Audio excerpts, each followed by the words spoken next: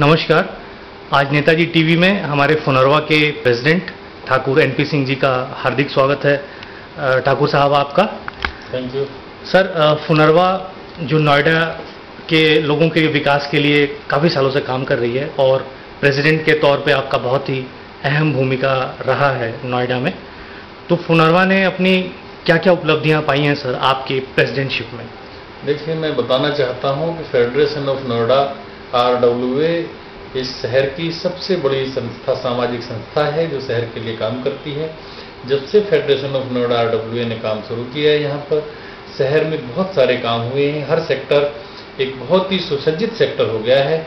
आप 10 साल पहले का इतिहास उठाकर देख लीजिए और आज का नोएडा देख लीजिए। आज के नोएडा में सारे ही जितनी भी रेजिडेंट वेलफेयर एसोसिएशन हैं, उनका पूरा योगदान है। सबने मिलकर शहर को बहुत सुंदर बनाया है। जो कि हमारी ये संस्था है, सभी RWA को मिलाकर एक संस्था बनाई गई है, फेडरेशन ऑफ नोएडा RWA। तो हम सब लोगों ने शहर में बहुत अच्छा काम किया है और ये एक टीम वर्क है। सभी टीम मिलकर जो काम करती है बहुत सुंदर काम होता है। तो फेडरेशन ने बहुत अच्छा काम शहर के लिए किया है। सर, नोएडा अथॉरिटी आपको कितना सहयोग करती है? देखिए, नोएडा अथॉरिटी को सहयोग करना पड़ता है। हम सब लोग जितनी भी हमारे सेक्टरों की समस्याएं हैं, जो काम है, पहले नोएडा अथॉरिटी नहीं करती थी। जब से हमारी रेजिडेंट वेलफेयर एसोसिएशन बनी है और जब से फेडरेशन बनी है, तब से हम लोग नोएडा अथॉरिटी के अधिकारियों से बात करते हैं और अपनी समस्याओं को बताते हैं और उनसे काम करवाते हैं। तो नोएडा अथॉरिटी पूरा सहयोग करती है। यहाँ तक कि नोएडा अथॉरिटी ने एक बहुत सुंदर फेडरेशन ऑफ नोएडा RWA को बहुत सुंदर एक ऑफिस बनाकर दिया है, जहाँ पर हम लोग बैठते हैं और सभी शहर के लोग वहाँ पर बैठकर अपनी समस्याओं का निदान करते हैं। फुनरवा का सर आने वाले समय में क्या क्या प्लान्स हैं?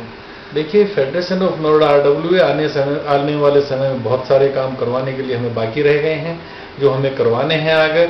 तो जैसे अभी नोएडा शहर में फ्री होल्ड प्रॉपर्टी नहीं है। एक प्लॉट किसी के पास है तो उस प्लॉट को वो ना फ्लोर वाइज बेच सकता है, ना उसको डिवाइड कर सकता है। अभी तक सबसे पहला काम हम लोगों का है कि शहर की प्रॉपर्टी को फ्री होल्ड किया जाए। पूरे हिंदुस्तान में कहीं पर भी ऐसा नहीं है कि लीज पर चल रही हो। एक नोएडा शहर, नोएडा और ग्रेटर नोएडा एक ऐसा शहर है दोनों, जहां पर फ्री होल्ड प्रॉपर्टी नहीं की गई है। हमारा सबसे पहला उद्देश्य होगा इस प्रॉपर्टी को फ्री होल्ड करवाना और शहर के विकास को पूरे हिंदुस्तान में सबसे आगे ले जाना। सर, अगर आप दोबारा फिर से फुनरवा के प्रेसिडेंट के रूप में चुन के आते हैं तो आप नोएडा के शहर के लोगों को और क्या क्या नई चीज़ें दे पाएंगे?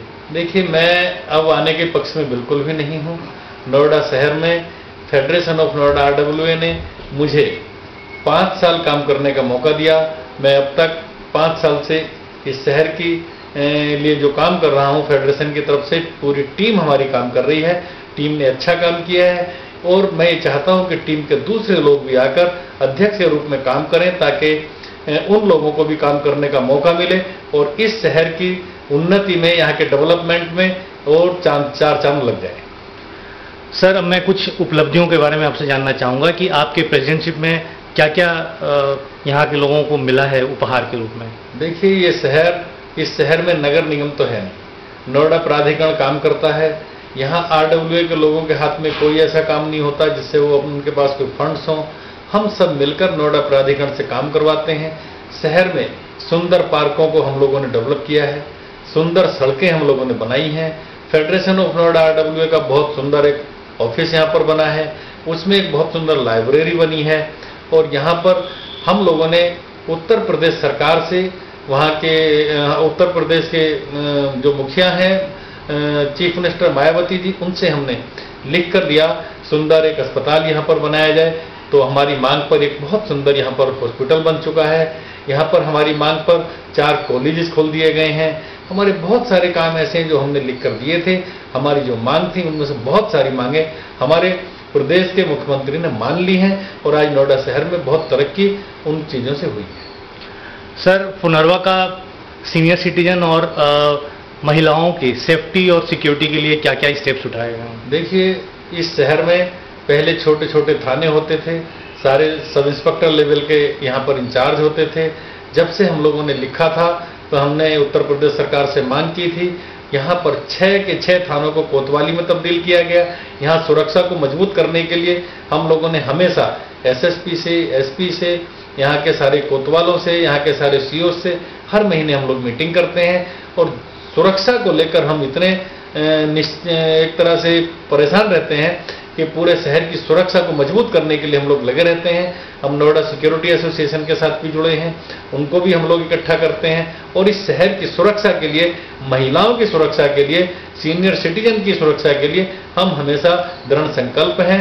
यहाँ तक कि हम लोगों ने पुलिस प्रशासन से मिलकर ये भी मांग की थी कि जितने हमारे नोएडा शहर में सीनियर सिटीजन्स हैं उनके यहाँ जाएं, उनका रिकॉर्ड रखें और एक दिन में एक बार पुलिस का कोई भी अधिकारी, कांस्टेबल लेवल का ही क्यों ना हो, जाकर उनकी खैर खबर ले। तो इस तरह की भी हम लोगों ने यहाँ पर तैयार करवाए हैं। शहर के अंदर हम लोगों ने वेरिफिकेशन काम शुरू करवा दिया है।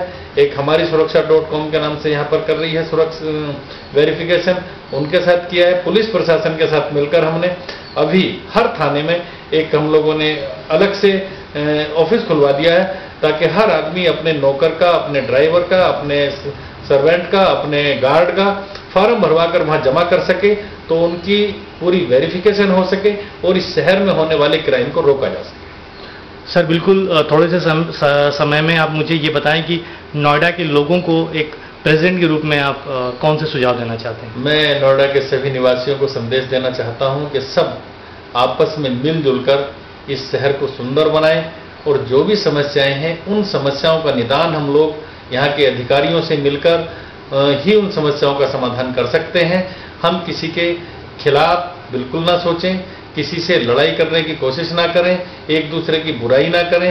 हम पॉजिटिव सोच लेकर इस शहर की विकास को आगे बढ़ाएं, तभी हम लोग इस शहर में आगे बढ़ सकते हैं। सर, नेताजी टीवी से बात करने के लिए आपका बहुत